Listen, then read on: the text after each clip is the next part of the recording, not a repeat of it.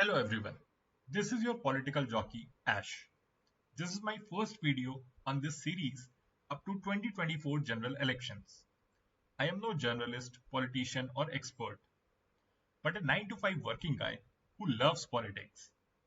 On this channel, I will talk about major political developments, discuss various political personalities, and try to understand strategies formulated by key political players in our country.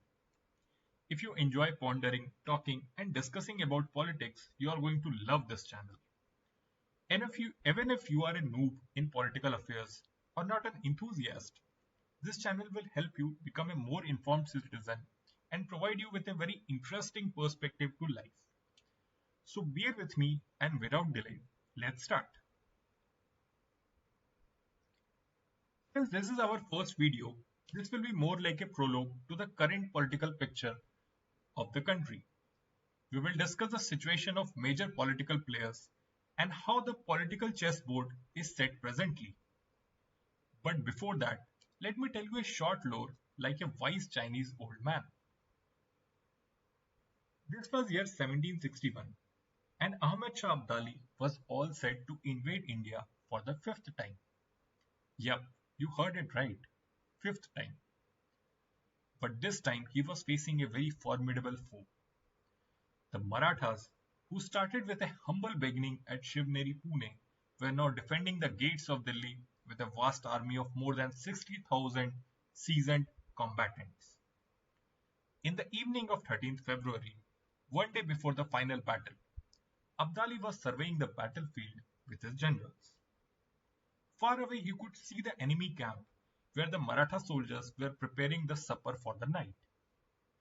As the sun was gently coming to the horizon for the day, he could see multiple silhouettes of smoke in the dying light. He asked his generals, "Why are there multiple columns of smoke in the enemy camp?" One of the generals replied, "My lord, Maratha army comprises of different sects and groups across India.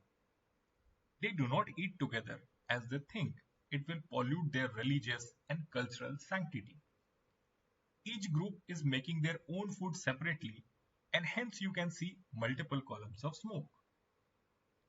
Listening to this, Abdali went into a deep thought. Next day, the battle ensued and at the end, the Afghans were able to crush the Marathas and win the third battle of Panipat. Why am I narrating this years-old folklore in this video? You might think that this is not related to Indian politics, but don't worry at all.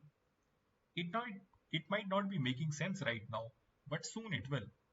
This story has a very interesting implication on contemporary politics and we will discuss this at the end of our video. Now coming out from history, let's start with our discussion on different belligerents of the war which is on our hand right now, the Indian general elections of 2024. Let's start with the most prominent player and the one currently in power, the NDA alliance under BJP. Though we will be discussing the NDA alliance, largely we will be talking about BJP as now NDA is left with very few credible alliance partners. BJP makes up to 90% of the seat in the NDA alliance fort. BJP within 4 decades has risen from being a Baniya Brahmin party to a North India party to the main opposition party and finally to the party who is capable of winning full majority on its own. Obviously, this is not a miracle, but involves years and years of hard work done by BJP workers and also by their parent organization RSS. But we all can agree that a sudden surge in the prospects of BJP after 2014 is due to grace of a one man who has now become the showstopper of Indian politics. Yes, it is Mr. Narendra Modi. Narendra Modi has single-handedly raised the prospects of the BJP. There is a big chunk of voters who are not traditionally BJP voters but are voting for BJP because they see the picture of Narendra Modi along with BJP. There is no doubt that Narendra Modi is the biggest trump card for his party. If we are playing the game of poker, BJP has the royal flush in the form of Prime Minister Narendra Modi. No leader, no allegation stands against Mr. Modi. Narendra Modi is Teflon coated and titanium built, which means that he's stain free from any allegations and he has an indestructible strong image.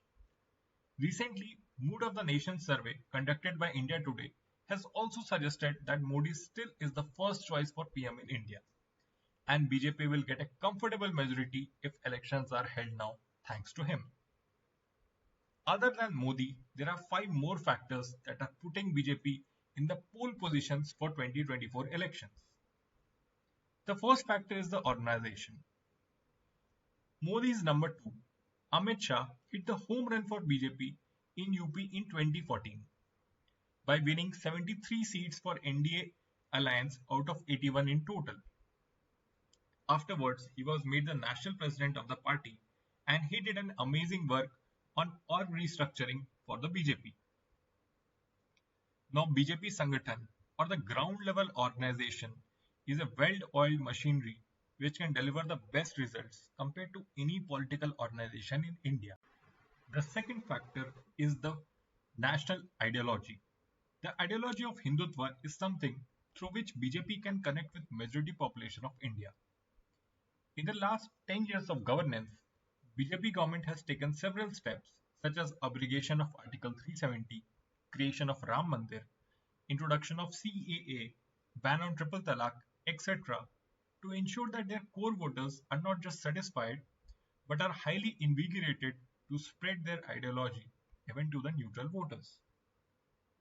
The fourth factor is through many beneficiary schemes, BJP government has created a new Labharthi work among the voters who are coming from rural areas and normally don't vote for BJP. But with the help of social schemes like Ujjwala, Pradhan Mantri Jan Dhan Yojana, Atal Pension Yojana, etc., BJP has created a new supporter base in rural areas. With the digitization of money transactions and banking, the Modi government has successfully eliminated the corrupt middleman and delivering direct cash and non-cash benefits among common people in an unprecedented manner. The fifth and the final factor is the control over systems. Since our independence, the Congress party has been in power for most of the times. During this time, they have created an ecosystem which has helped them to win elections through indirect ways. This ecosystem spread from judiciary, administration, bureaucracy, corporate, artists, public media, and any section which can influence public mindset. But in last few years, BJP under Modi has completely decimated this support system of Congress and has created a new order which is favorable to them. Now BJP has support of judiciary, media, corporate and even in some sections of artists. If you follow national news carefully, you will be able to identify several events which proves my point. For example, the judgment for Ram Mandir construction by judiciary, making of lots of national movies recently by Bollywood, emergence of anchors in the national TV who support BJP openly are few examples to ponder upon. Also, thanks to the support of corporates, BJP is going to 2024 elections with a huge war chest of money. There is no doubt that BJP currently is the richest political party among the entire flock. Overall, it looks like BJP is in a pole position to win the elections. But BJP is also facing some challenges. The most important among these is the lack of strong local leaders. BJP has become dependent on the Modi factor to win the elections. After several state elections, we have realized that even the Modi factor has some limitations. You need some strong local leaders to complement the popularity of Modi to win the state elections. For example, Yogi Adityanath in Uttar Pradesh and Hemant Biswa Sharma in Assam. These leaders are very strong in their own states and complement with the popularity of Mr. Narendra Modi. Recently, BJP has lost elections in states like Himachal Pradesh, Karnataka due to lack of popular local leaders. The second factor is the anti-incumbency of 10 years. Although economic issues like unemployment and inflation are not on dangerous levels, but combining it with an anti-incumbency of 10 years may sway a large number of neutral voters away from the BJP. Another issue with the BJP is the winning set geography in BJP's kitty. In the political map of India, we can see that most of the seats which BJP win are in North India. In states like Gujarat, MP, UP, etc., BJP has maxed out and cannot win any more seats. So BJP can only lose in those states and have nothing more to gain. While in some states like Tamil Nadu, Kerala, Andhra, etc., BJP is sitting on a duck. Although in 2019, BJP has made some progress in new states like Odisha and West Bengal, BJP still needs to do a lot of work in East and South India. Now coming to other NDA parties that are or were the allies of BJP. But speaking frankly, BJP is no longer left with any credible ally right now. Most of its allies have either left NDA or are in a very weak state. Recently, BJP did a huge conference of NDA alliance in which they invited 32 different political parties. But if you remove BJP, these 32 political parties do not even have a clout to win ever 32 seats in total. That says a lot about the strength of these parties. Now let's discuss some former NDA partners. BJP's oldest ally, Akali Dal, left NDA in protest of the farm laws which NDA government was trying to enact last year. Afterwards, Akali Dal has been decimated in Punjab by Aam Aadmi Party. Akali Dal has become very weak under Junial Badal and their political future is uncertain. Shiv Sena in Maharashtra was ideologically the most suited ally of BJP. The party left NDA and formed a government with the Congress. In return, it was split in half by BJP, who formed the government again by removing Thackeray family from the original Shiv Sena. Now Shiv Sena's one half is an India alliance and another one is NDA. We don't know who has bigger popularity unless an election is held in Maharashtra. NDA's one more crucial partner in Bihar, JDU, has also become extremely weak in Bihar. They are also with the India alliance right now, but nobody knows which side Mr. Nitish Kumar will sit in future. AIADMK in Tamil Nadu has also become very weak after the death of Jayalalitha. And very recently, they left NDA fold in protest of BJP state president K. Annamalai. NDA in 2023 has gained two new partners as well. JDS and NCP has recently joined the NDA fold, but they are now mere shadows of their former past. Telugu Desam Party under Chandrababu Naidu is also desperately trying to re-enter NDA alliance after their debacle in 2019 elections, both state and the central elections. But BJP is not seeing much to gain from this alliance and hence Chandrababu Naidu has been rejected. Other NDA parties like Apna Dal in UP, AJSU in Jharkhand, Assam Gan Parishad in Assam, Lok Jan Shakti Party in Bihar are very small parties. It might seem like BJP is having a crisis of allies, but BJP since 2014 has been targeting to achieve majority without any outside help. And hence they don't mind actually the pathetic state of NDA and their allies till they are themselves powerful enough to win the majority by themselves. Now let's move on to the India Alliance. In India Alliance, first we will discuss about Congress and their old UPA allies. Afterwards, we will move on to the new partners they have gained in the new India Alliance. Don't worry, you will understand why I am making this segregation. Let's start first with the Congress. Congress no doubt is facing its worst time in its entire history. A party who used to win 200 plus seats even when they lost the elections is now struggling to reach a mere 50. In the last two elections, Congress has won 44 and 52 seats respectively out of a total of 543. Congress also has lost numerous state elections in last 10 years. Even those where its opponents faced strong anti-incumbency. Congress has been losing crucial leaders here and there. More than 25 significant national leaders have left Congress in the Modi era. Few examples are Jyotiraditya Scindia, Hemant Biswa Sharma, Ghulam Nabi Azad, Kapil Sibal, Jagdambika Pal, Sunil Jhakkar, Amrinder Singh, Rita Bahuguna Joshi, Hardik Patel, RPN Singh, and Sushmita Dev. Among the leaders who have left Congress, you cannot find any specific similarity. Few have joined BJP, others have joined other regional outfits after leaving Congress. Few are young, some are old. Some are ground leaders, local leaders, while some are spokesperson. There is a lot of variety among the Congress leaders who have left Congress. But there is one common statement each of them has given before leaving the National Party. They have been extremely dissatisfied with the Congress High Command, especially Rahul Gandhi. Now we might think that Rahul Gandhi is the reason why all the stars of Congress has fallen suddenly. But if you think carefully, you will know that Congress has been going through a slow process of degradation since country's independence. In the Modi era, this process has just become so much accelerated that we can see it in broad daylight.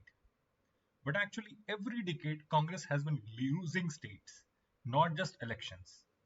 Let me explain the difference of losing a state and losing an election. Losing an election means sitting in opposition, being contender for the next election, having a ground organization in that state, etc. But Congress did not just lose its election, but with subsequent election defeats, Congress gets replaced by another political party completely. Take example of West Bengal. The election fight used to be between Congress and CPM initially, but slowly Congress got replaced by Trinamool Congress, which was a regional outfit created by Mamata Banerjee, who was initially part of Congress itself. You can see similar instances happening in many crucial states like UP, Andhra, Bihar, and most recently in Delhi and Punjab. Every time, Congress loses few elections in a row and then it gets replaced by a regional or local or a national outfit. We have to make an entire episode to discuss what is wrong with Congress. But right now, we will discuss only the prominent factors which are more related to the upcoming 2024 elections. The biggest problem with Congress has obviously is the leadership crisis. The Gandhi family is no longer popular enough to get votes for Congress. For the worse, they are not even able to manage the organization properly. What I mean is that before Rahul, Sonia Gandhi was also not a very big vote catcher for Congress. But at least she was able to handle reins of the organization properly. But in the case of Rahul Gandhi, this is not working. Rahul Gandhi has put Congress organization in a comatose state. In an effort to change it completely, Congress has become some chimera which is half here and half there. Congress workers are completely confused on most of the important national issues. The truth is that Rahul Gandhi is a hardcore believer in the communist ideology. But majority of the Congresses are not. Furthermore, in a nationalist and religious country like India, communism cannot work on central level. This lack of synergy has utterly disrupted Congress' operational capabilities. But with the onset of 2024 elections, Congress is now desperately trying to buckle up for the upcoming challenge. Few things have actually worked well for Congress in the last year. Mallikarjun Kharge, who has been selected as the new Congress president, is doing much better job than Rahul Gandhi or Sonia Gandhi. Rahul Gandhi's Bharat Jodo Yatra has been a success in the sense that it has re-established him as the strongest leader of opposition. The position which was initially under challenge by leaders like Mamata Banerjee and Arvind Kejriwal. Finally, Congress has won crucial state elections of Himachal Pradesh and Karnataka, which has given the party a booster shot. We should remember that Congress won both the elections through local leaders and on local issues. And hence, in my opinion, it is not going to help them much in 2024 general elections. But Congress we can see now is in full swing to prepare for the upcoming elections, the general elections as well as the state elections. Now coming to Congress allies. As I told earlier, I will start with old UP allies first. Three of them are worth mentioning. RJD, Rashtriya Janata Dal from Bihar, DMK from Tamil Nadu, the Munetrak Kazigam, and NCP, Nationalist Congress Party from Maharashtra. These three parties are natural allies of Congress who have stuck them with the longest. DMK and RJD both are in power in their respective states and are in very strong position. Both the parties are now challenged by BJP in their home turfs, and hence their bond with Congress has only grown stronger. NCP too was in a comfortable position few months back till the BJP did a number on them like Shiv Sena. Now their party is fractured and their relation status is complicated. Now we don't know what Sharad Pawar will do in the future with his party and what his nephew Ajit Pawar will decide. Now let's come to more interesting partners of the India Alliance. Through the newly formed India Alliance, Congress or the prior UPA has received a booster shot in the arm.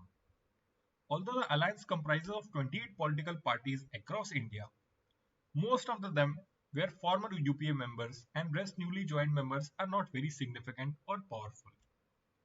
But there are four political parties which add the true strength in the India Alliance.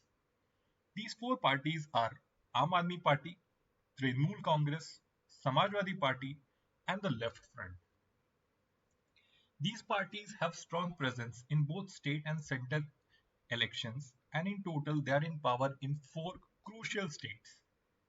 They all are strongly anti-BJP, but there is one small problem with these parties. Although they are all are fighting against BJP, but actually they have gained their political strength at the cost of Congress and not BJP. SP has replaced Congress in Uttar Pradesh in 1990s and now is in bipolar contest with BJP. Trinamool Congress in West Bengal has replaced Congress against CPM and now is in bipolar fight with BJP. Aam Aadmi Party's case is even more poisonous for Congress than above two parties. They have snatched power from Congress very recently in two states and now they are allying with Congress themselves. No wonder the state units of Congress in both Delhi and Punjab are vehemently opposing this alliance. It makes sense for Arvind Kejriwal to ally with Congress for Lok Sabha elections. Aam Aadmi Party has only one seat in Lok Sabha and he wants his voters to take him seriously for the Lok Sabha elections as well, just like state elections. Hence he wants this alliance for his own credibility. But for Congress, this alliance will whitewash them from Delhi and Punjab and might also help the emergence of AAP in newly acquired states like Gujarat and Haryana at the cost of Congress. But the most peculiar case of the alliance among the entire India alliance is the alliance with the left parties. They are the true Begani Shadi Mein Abdullah Diwana clause. Let me explain. Left parties are politically significant in only two states, Kerala and West Bengal, and has some minor stakes in Bihar and Tamil Nadu. In West Bengal, Mamata Banerjee has fought tooth and nail with CPM to come in power and hence they will not ally with them. In other state Kerala, the left parties are actually in government. But who are they fighting against? Yes, you guessed it right, it's Congress. So in Kerala, an alliance between the principal opposition and the party in power will only create confusion for voters of both the parties. Whoever wins seat in Kerala will take anti-BJP stance only, whether it is the left front or the Congress. Hence, there was no point of adding CPM to this alliance, which has only created more chaos. In fact, it might actually help BJP in a state where ideally it does not have any vote bank, but it might be benefited since both the prime opposition and the government are in the same alliance. Now you might think if this decision was so illogical, why was left front added to the India alliance? This logic-defying decision was taken because a heavily leftist Rahul Gandhi cannot see his ideological mentors separated and lost. Now, coming to the last part of my video, we have discussed all the major political forces who will be fighting 2024 general elections. Now, I will take you back to the story we discussed in the start. The Maratha army in the Third Battle of Panipat was well armed, well disciplined, and was fighting on its own turf. In all numerical and logical sense, it was a stronger force as compared to the Afghans. But when the events are taking place at such a large scale, it is chemistry which matters more than maths and logic. In paper, it might seem that India Alliance is very formidable force with 142 Lok Sabha seats and 98 Rajya Sabha seats. They have governments in many crucial states in India.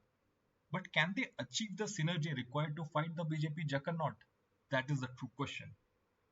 Similarly, for the BJP, they might look very comfortable right now with Narendra Modi leading the helm with a high popularity opinion. But can they sustain their stature and support base till the day of election like how they did in 2019? These are the questions which I think our political leaders in India might be pondering about today. So here we have concluded our first video. Things are only going to get more interesting with time. Please like, share and subscribe if you like my content. I read each of the comments and reply personally, so please feel free to share your views and feedback. Also suggest what should be the topic of my next video. Thanks and have a great day. Adios till we meet again. Thank you.